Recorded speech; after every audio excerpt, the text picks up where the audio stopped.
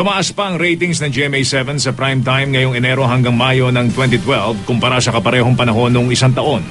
Base sa National Urban Television Audience Measurement o NUTAM ng Nielsen TV Audience Measurement, sa buong bansa tumaas ng 2.3 points ang household audience share ng Kapuso Network sa prime time.